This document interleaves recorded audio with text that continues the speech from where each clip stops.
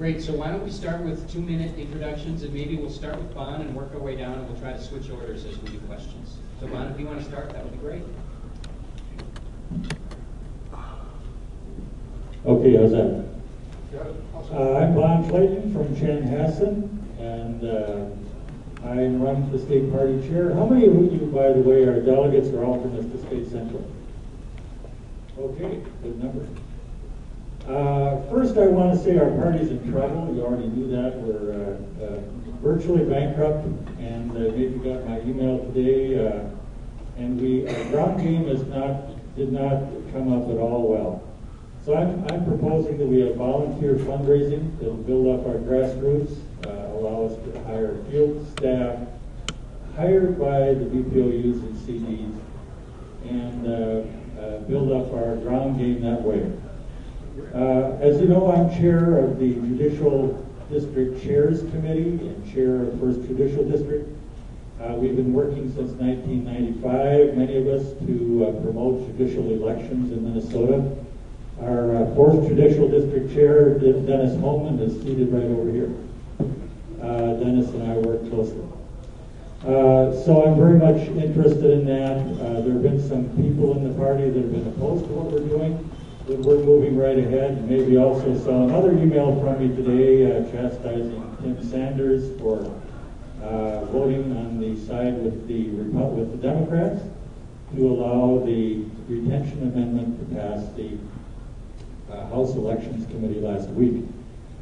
I mentioned fundraising. I'm absolutely, completely opposed to the June primary. The time between our endorsing conventions and the primary is extremely important so we can introduce our candidates to the voters. We cannot diminish that time or it will destroy our endorsement process. I'm the candidate with experience, a lot of experience in the structure of the party. As I understand it from their speeches, the others have never been candidates or have not been officers in either BPOUs or CDs. I've been both of those. I've been a CD chair 4 times. I ask you to vote for me, and I'll hit the ground running on April 7th. Downey, and my background real briefly, to give you a picture of what I think I might be able to bring to the state party, is first as a business person, somebody who Microphone's not working. Accounting and consulting. Turn the mic on. It is. Get closer. This close? There we go. Like I'm an American Idol, I gotta lick the mic. I'll do my best. So Keith Downey, and let me just give you a quick introduction to my background. I spent about 20 years in business and then 4 years in the state legislature. And my hope is that when you think about state party chair, that you might consider that combination of an outsider perspective, somebody who has spent most of their life helping private sector and even some public sector enterprises perform their jobs better and serve their customers better, plus a stint in the legislature where I served 2 years in the minority and 2 years in the minority, and have a lot of relationships with the folks that are down there and understand what it's like to run a campaign and understand what it's like to govern as well, especially with divided government. That might be the right combination of perspectives for state party chair. I do agree with Bonn. I believe that the severity of our situation in the Republican Party warrants us describing it as a turnaround. And as such, I've actually spent some time here in January and February and built a turnaround plan.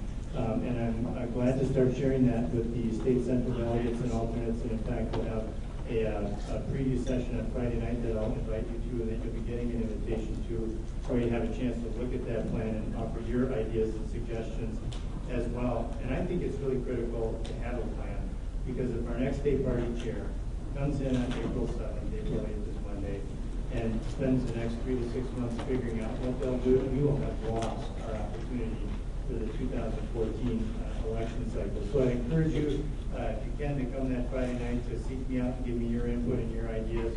We got to have a plan for how we turn around our operational side of the party, how we equip the grassroots, how we compete with the Democratic machine that they built, a plan for how we're going to rebuild our fundraising and put our finances on a stable footing, and most importantly, a plan for how we turn back to the people of Minnesota and start reaching out to them and take all of the energy that's dedicated and focused inwardly now in the Republican Party and focus it outward so that we get back out to the people of Minnesota and reconvince them that we actually are a better fit for them. Thank you.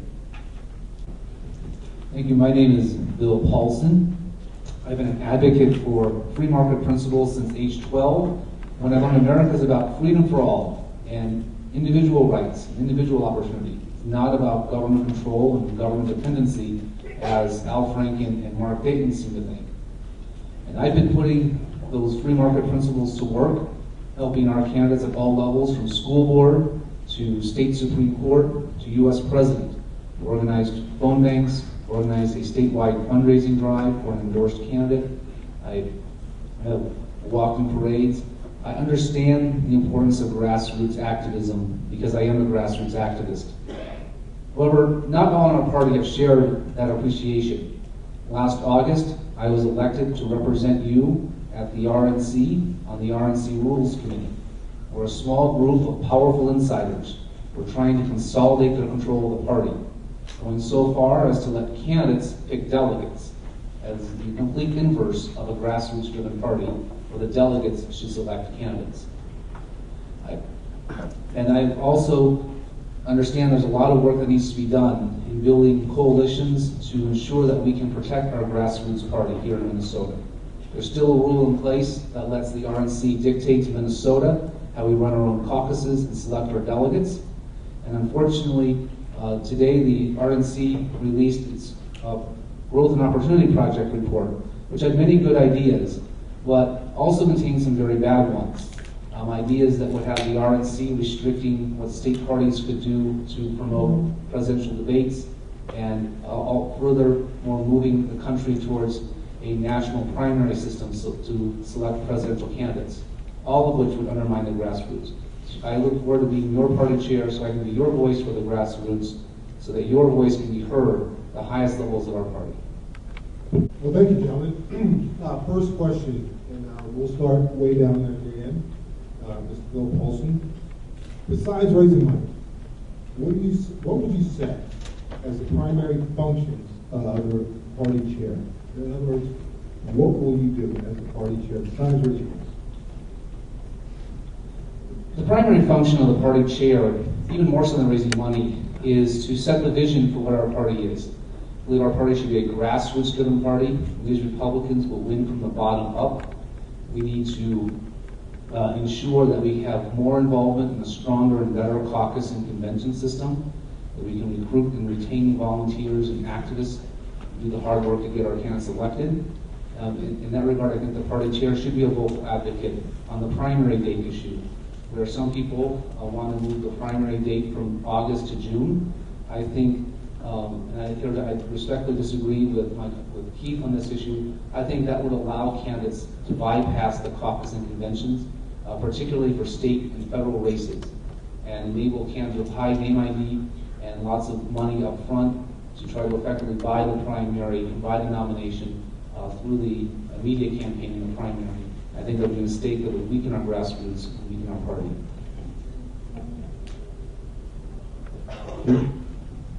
Thank you. Yeah, I might actually disagree a little bit with the premise that fundraising is the #1 job of the party chair. It's actually a critical piece of it, but one of the weaknesses, I think, is that we have become single-threaded for our state party fundraising through the party chair and perhaps their appointed finance chair. I think we need to rebuild an entire fundraising capability that is not simply top-down, but it is very broad and very big. We have not just major donors sitting on the sidelines right now. We actually have the rank-and-file supporters and activists, the people in this room, who frankly I think are sitting on the sidelines. So it's much bigger than that. And I really think the state party chair is more of a steward of a very large enterprise. When you think about all the districts and the tens of thousands of delegates and caucus attendees and precinct attendees, it's a steward of a brand, it's a steward of a process, it's a steward of a platform, it's a steward of a legislative agenda, and the chair is not an emperor. The chair is a facilitator and a convener, and yes, a leader in all of those areas, but to think that the chair somehow from a top-down capability can make that happen, they really can't. They are a steward of all of that, including those people and those processes.